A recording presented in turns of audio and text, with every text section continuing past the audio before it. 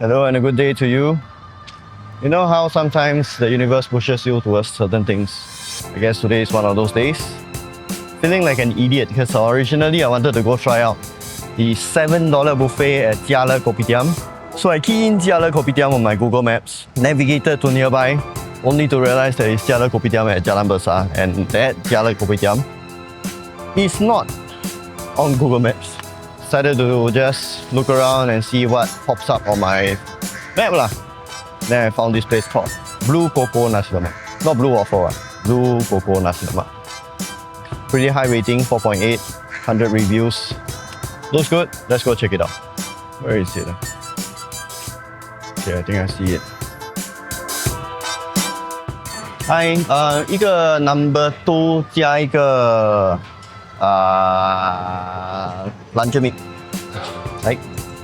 Thank you. 辣椒羊 Yeah. $6.70.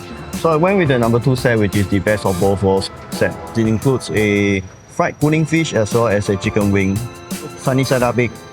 And me being the glutton that I am, I also went with a luncheon meat.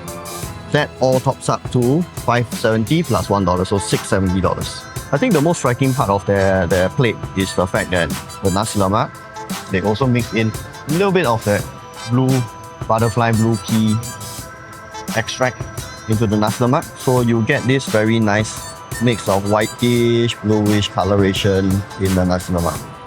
Does it add much to the rice? Honestly, I'm not sure. Ultimately, if you ask me, Nasi Lemak is always the rice, the fragrance, the coconutiness. So I'm going to try one without any chili or sambal first. Some pandan, a little bit of coconut. I would say, right, if anything, this reminds me more of like a Chinese style Nasi Lemak. You know the kind that you can find at like economic bee-hoon stalls, the ones that sell good Nasi Lemak? This is that kind of Nasi Lemak. For me, at the very least. Not too lemak, not too coconutty. There is a hint of chicken broth in the cooking. Overall, not bad. Rice is on the dry side, but it's good because when you mix in the sambal chili, it doesn't become overly moist.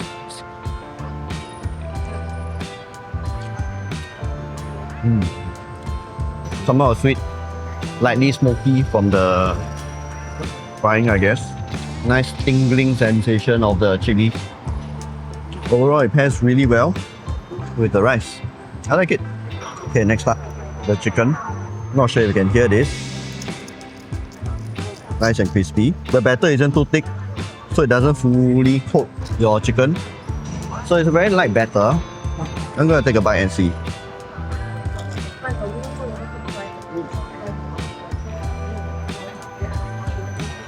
Wow. Even though this was the last piece that I got up, mind you. Nice and crispy on the outside, the interior is still a little bit juicy, a little bit salty for my taste. All in all, I feel it's a very well prepared chicken wing. And you can still see the turmeric lah, the seasoning lah, the spices that you use in the batter itself. That causes it to go a bit more yellow, a bit more orangey. Very, very nice color. Very appetizing looking chicken wing if you ask me. If you ask me, right, this is on par with a certain chicken wing that a certain minister has been filmed queuing up for. The ikan bilis feels a little bit generic if you ask me, but at the very least, it's not soggy, nice and crispy. But otherwise, again, feels a bit generic. Gonna move on to my nemesis, the Kuning fish. Why nemesis? Because to be honest, I'm not a big fan of Kuning fish, but I'm gonna try it for the sake of the video lah. Looks pretty decent, looks quite substantial in size. I think a few things that I'm worried about. Personally, when I eat Kuning fish, right, I always have this issue like, wow, it's fried but not fried enough, so the bones are still a bit spiky, which is the reason why I'm not a big fan of it lah. Anyways, a long time ago, there was this food TV show on Channel U, and someone said that if the Kuning fish is fried well, right, you can technically just bite the whole head. I'm gonna try that.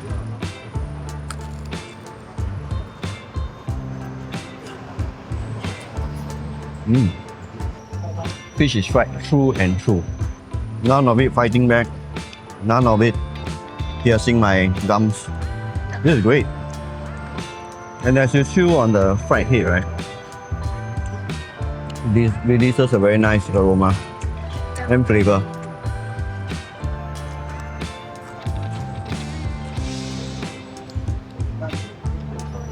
And with that, the head is gone. But of course, not everyone eats the head. The fish meat is still fish meat. It's not fish jerky at this point.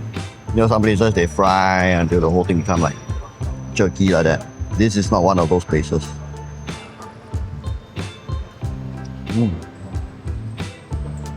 There's a little sweetness coming from the Kuning fish itself.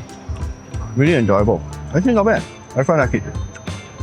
So this Kuning fish, right, it's not one of those that you can just take the whole fish and start chewing away, because the bones will prick on you. But what you get, if you take your time and slowly remove the meat from the skeleton, is a very nicely cooked, not overdone, not jerky style fish meat. It's really sweet and very refreshing. Next up, fried luncheon meat. This is like guilty pleasure. I know some of you are screaming your heads off about processed meat, this and that. But yo, it's my lunch, man. I like a little bit of guilty pleasure once in a while. So you can see a bit of like strands of whatever they use to fry the thing in. A bit like burgadieu like that. To me, right, I haven't seen that in a very long time. Oh. I guess it's not really what I expected. But then again, coming from the expectation of pork luncheon meat, this is chicken luncheon meat after all.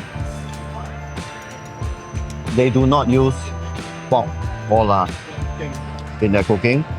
That's it, they are not halal certified. So if you are looking for that certification, they don't have. Sunny side up is okay, it's quite standard. They didn't over fry it, which is great.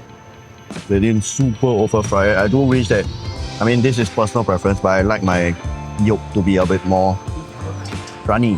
But that's personal preference. That is personal preference. There is no right or wrong. Everything just pairs so well together, and I think it's also because of the fact that the rice itself is not too strong, it's not too lemak. But the standard proteins of like Nasi Lemak is like fried chicken wings, fried Kuning fish. If you're feeling a bit adventurous, a little bit bougie, or you have kids with you, you can actually go with like a little bit more modern ingredients. For example, they do have like fish and chips, fish fillet, chicken cutlet. I personally have not tried it, but I can imagine going well with this. Fried fish and all, fried items and all. It's crazy, eh? If that, even after all that 10-15 minutes of yapping, right, the skin is super crispy. Alrighty, so that was Blue Coco Nasi Lemak. All in all, will I recommend it? Yes, I would. But with a slight caveat. It is like located in a slightly more ulu part of Singapore, so if you ask me, I wouldn't exactly go all out of my way just to get there to try it out lah. This falls more within the region of like, try it if you're in the area.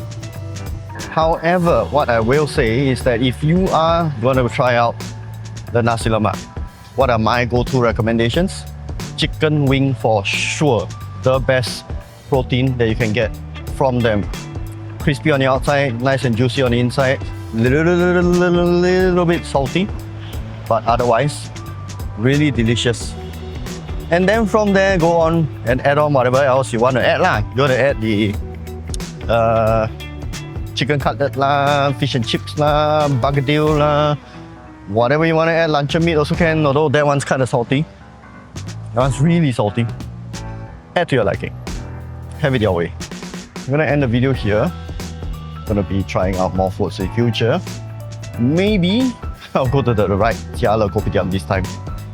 Until then, see you in the next video. Bye bye.